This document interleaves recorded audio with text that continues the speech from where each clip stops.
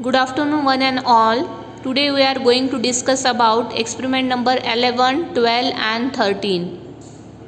See the first, that is experiment number 11. In that the aim is same, to identify the given organic compound D8 by systematic qualitative analysis. You know the steps involved in qualitative analysis you studied further, that is preliminary analysis, physical constant, elemental analysis, group analysis, result with reference to literature, then confirmative test, identification of drug. So this D8 compound, see the compound. See, this is our D8 compound. It is a colorless in nature. It is solid in state, colorless, and it have an pleasant odor. So the inference is that carboxylic acid, phenol, aromatic acids may be present. Then next steps in preliminary analysis is their solubility. This compound is soluble in water and it turns blue litmus to red. That means it is acidic in nature. Then it is soluble in 2 normal NaOH solution and also it is insoluble in dilute HCl. Then next step, that is action of concentrated H2SO4. With H2SO4 it gives blackening of our compound. Then next step, that is action of Na2CO3 solution. So it gives the effervescence of CO2, that means acid is present. Then the next step in preliminary analysis, that is the action of KMNO4 solution. So there is a in observation decolorization observed, that means unsaturated compound. This D8 is unsaturated compound. And action of bromine water, again it shows decolorization, that is again it is unsaturated compound. Then action of FeCl3 solution, it gives violet color with FeCl3 solution, that means our compound, in our D8 compound, phenol is present.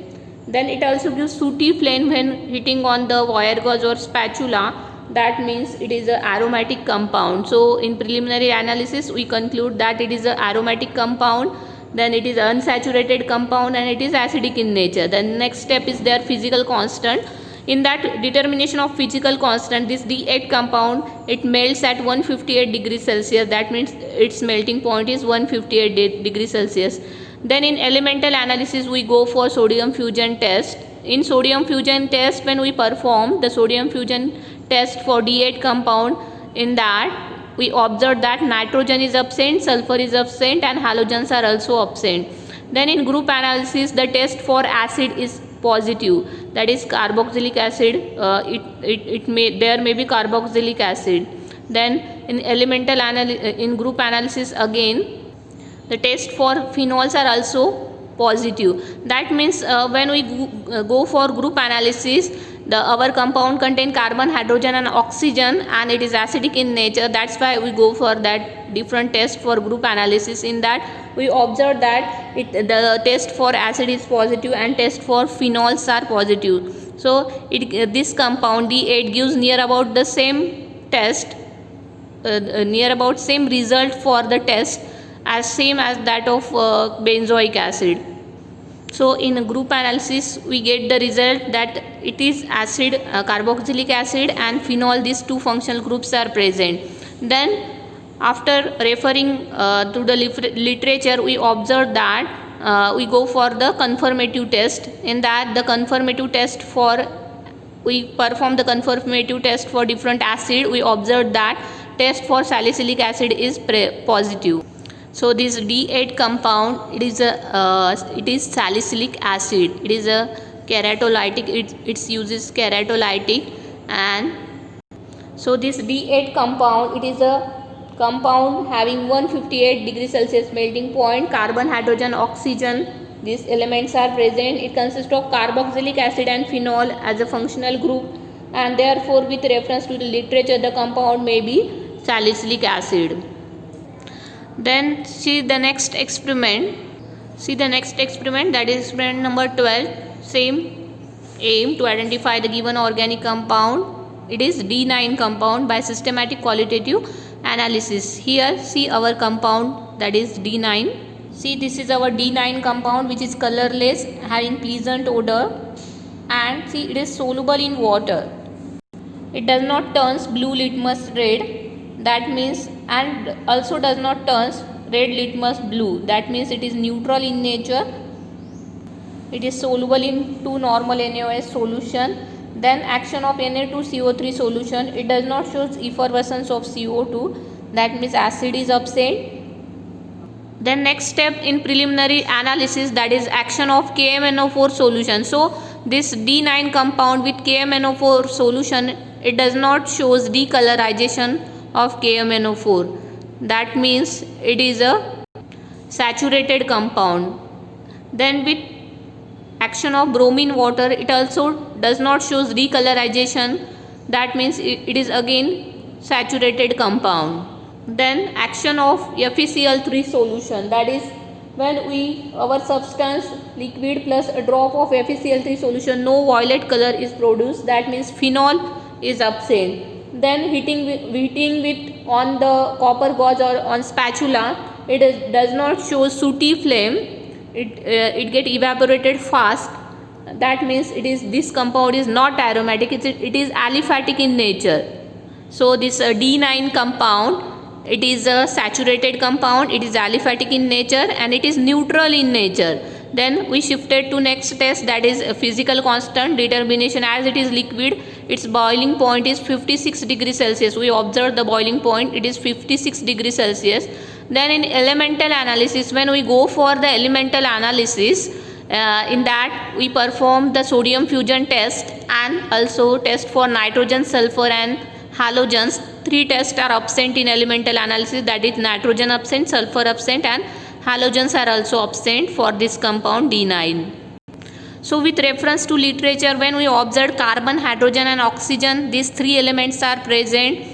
Then we shifted to the group analysis, that is functional group determination, and it is a neutral in nature. So we perform the next test with the help of literature, that we observed that we perform the test for aldehyde and ketone. In that aldehyde test are positive, that is our compound plus 5 ml of Schiff's reagent, a small quantity of substance, we observe that purple color we get, that is aldehyde is confirmed or aldehyde functional group is present.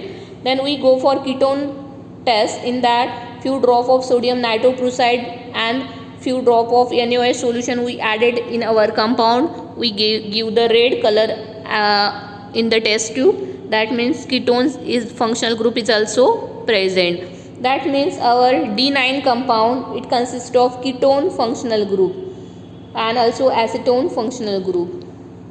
Then we go for the confirmatory test, in that we perform the confirmatory test, in that 1 ml of sample, 0.1 ml of meta dinitrobenzene plus excess of NaOH solution, we give violet color is observed, that means our compound is ketone or ketone get confirmed, in that our compound is acetone, test for acetone get positive, that means our compound is acetone. See the structure of acetone is given here, it is used as an organic solvent.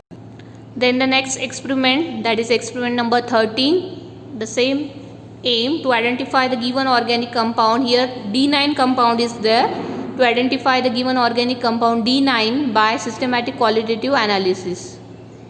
Sorry, it is D10 compound, you studied D9 for experiment number 12, it is D10 compound. In that, see, we have to perform preliminary analysis, physical constant, elemental analysis, group analysis, result with reference to literature, confirmative test and identification of drug. Here see the compound D10,